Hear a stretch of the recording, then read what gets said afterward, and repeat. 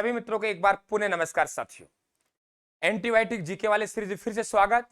आपकी एक बहुत बड़ी समस्या होती थी कि सर कृष्ण पक्ष और शुक्ल पक्ष क्या होता है।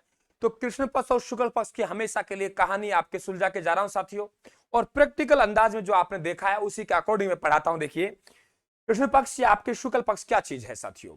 ये हिंदी महीनों का राम रोड़ा क्या है आपको पता है कि हमारे पास में आपने देखा होगा कुछ समय ऐसा होता है जो हमें चंद्रमा दिखाई देता है महीने में, और कुछ दिन ऐसा होता है कि हमें चंद्रमा दिखाई नहीं देता है। तो एक रात वे है जो आपके उजाली रात होती है, और एक रात वे है जो आपके अंधेरा वाली रात होती है। एक दिन वे है जहां आपके पूर्ण रूप से उजाला होता है। तो पूर्ण रूप से उजाला आपके पूर्णिमा को होता है, इसीलिए हम कहते हैं कि भाई पूर्णिमा का चांद। क्या कहते हैं? पूर्णिमा का चांद। तो पूर्ण रूप से उजाला होता है पूर्णिमा को। इसके बाद जितना उजाला होना था वे उजाला हो गया। धीरे धीरे हमारे पास प्लस या हो रहा है अंधेरा, अंधेरा बढ़ता जा रहा है। प्रत्येक दिन अंधेरा बढ़ता जाएगा, और अमावस्या को जितना अंधेरा होना था उतना अंधेरा हो गया। यानी अमावस्या को हमें चंद्रमा बिल्कुल दिखाई नहीं देगा, चांद दिखाई नहीं देगा। सीधी सी बात है कि हमारे पास में क्या होगा, पूरा पूरा अंधेरा होगा। जितना अंधेरा होने वाला था उतना अंधेरा हो गया। अब प्रत्येक दिन हमारा उजाला बढ़ता जाएगा, प्रत्येक दिन हमारा उजाला बढ़ता जाएगा, प्लस उजाला होता जाएगा, और उजाला होता गया। पूर्णिमा को हमारा पूर्ण रूप से क्या हो गया, उजाला हो गया। तो उजाला पूर्णिमा को, अमावस्या अंधेरा को, ऊपर वाला अंधेरा प्लस हो रहा है, तो ये अंधेरा वाला पक्ष है, और नीचे वाला जो हमारा उजाला है ये हमारा उजाला वाला पक्ष है। अंधेरा को कृष्ण कहते हैं, भगवान कृष्ण काले थे तो कृष्ण पक्ष को ही बदी पक्ष कहते हैं। शुक्ल पक्ष सुदी पक्ष कहते हैं। उजाला वाला पक्ष को शुक्ल पक्ष सुदी पक्ष कहते हैं, और आपके अंधेरे वाले पक्ष को कृष्ण पक्ष कहते हैं, और आपके बदी पक्ष कहते हैं। मित्रों, आप कहेंगे गुरुजी पक्ष बनाने की आवश्यकता क्यों पड़ गई, क्यों बनाए पक्ष? वजह है साथियों, वजह यह है कि आपके देखो एकम यहां से शुरू हुई, पक्ष की शुरुआत होती है एकम से, और एकम से लेकर चतुर्दश तक चलेगा। चतुर्दशी के बाद 15वीं नहीं आएगी, अमावस्या या पूर्णिमा आएगी। अगला दिन 16 नहीं आता, अगला दिन आपका एकम आता है। एकम प्रतिपदा फिर शुरू होती है, चतुर्दश तक चलेगी। तो ऊपर भी आपके एकम से चतुर्दशी लगातार, और नीचे भी आपके एकम से चतुर्दशी लगातार। ऊपर भी एकम से चतुर्दशी लगातार, और नीचे भी एकम से चतुर्दशी लगातार। तो एक महीने में एकम से चतुर्दशी 2 बार रिपीट हो रही नहीं हो रही? 2 बार रिपीट हो रही है ना।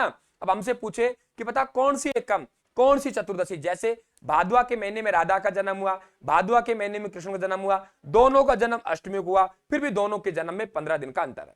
ठीक है, कैसे? क्योंकि एक का जन्म हुआ जो कृष्ण पक्ष की अष्टमी को हुआ, और राधा का जन्म हुआ वे आपके शुक्ल पक्ष की अष्टमी को हुआ। कृष्ण काले, कृष्ण पक्ष की अष्टमी।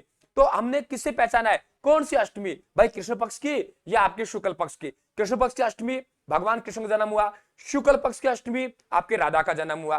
बात क्लियर हुई? स्पीड से जरूर बोल रहा हूं, लेकिन बात को मैं समझा पा रहा हूं ऐसा मुझे भरोसा है। और यदि भरोसा मेरा है तो मित्रों चैनल को सब्सक्राइब करें, परिवार का हिस्सा बने, ठीक है, और बेल आइकन को, घंटी को प्रेस कर लें, और टेलीग्राम को जरूर ज्वाइन कर लेना, ताकि पीडीएफ मेरी डाली हुई वहां से ले ले और डाल दूंगा। ठीक है, तो एकम से प्रतिपदा यानी एकम से चतुर्दशी तक कृष्ण पक्ष में भी है और शुक्ल पक्ष में भी है। इनकी पहचान करने के लिए हमने पक्ष बनाए। बात आती है महीने का पहला दिन कौन सा है।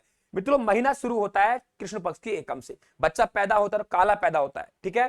तो कृष्ण पक्ष की एकम से महीना प्रारंभ होता है। महीने का 15वां दिन अमावस्या है, महीने का 15वां दिन अमावस्या है, बल्कि कृष्ण पक्ष का अंतिम दिन अमावस्या है। आपके शुक्ल पक्ष की एकम प्रतिपदा ये महीने का 16वां दिन है, और महीने का अंतिम दिन पूर्णिमा है। आपको अमावस्या के साथ पक्ष लगाने की आवश्यकता नहीं है, क्योंकि महीने में एक ही अमावस्या आ रही है। पूर्णिमा के साथ आपको लगाने की नहीं है, क्योंकि शुक्ल पक्ष का अंतिम दिन पूर्णिमा अपने आप में पता लग रहा है। तो इसलिए हमें पक्ष बनाने की आवश्यकता पड़ी। अब बात है कि आपके हमारे भारत देश ने नव संवत अपनाया। अंग्रेजी महीने तो हम लोग 1 जनवरी को, लेकिन आपने देखो मार्च के महीने अंत में जाके नव वर्ष की शुभकामनाएं आती हैं। तो हमारा चैत्र का महीना हमारा पहला महीना है साथियों। चैत्र के महीने हमारे 15 दिन निकल चुके हैं, हमारी कोचिंग आए 15 दिन निकल गए। अब हमारे पास में शुक्ल पक्ष की एकम है। कौन से पक्ष की एकम है? शुक्ल पक्ष की एकम है। शुक्ल पक्ष की एकम को हमने नव वर्ष बनाया, नया संवत बनाया। महीने का पहला पखवाड़ा कृष्ण पक्षी है, लेकिन साथियों शुक्ल पक्ष की एकम को हमारे भारत देश ने नव संवत मनाया, नव वर्ष मनाया। इसलिए हम लोग चैत्र शुक्ला एकम को प्रतिवर्ष नया संवत, या हम लोग साथियों आप लोग नव वर्ष मनाते हैं। अगर अंग्रेजी महीनों में तुलना करें, देखो चैत्र का महीना बेशक पापा इतने में ही जेठ बोला, आशा रखो सावन और भादवा की, 6 महीने लगातार। चैत्र बेशक इतने में ही जेठ बोला, बेशक जेठ बोला, आशा रखो सावन और भादवा की। चैत्र से बेशक जेठ बोला, चैत्र से बेशक जेठ बोला, आशा रखो श्रावण और भादवा की।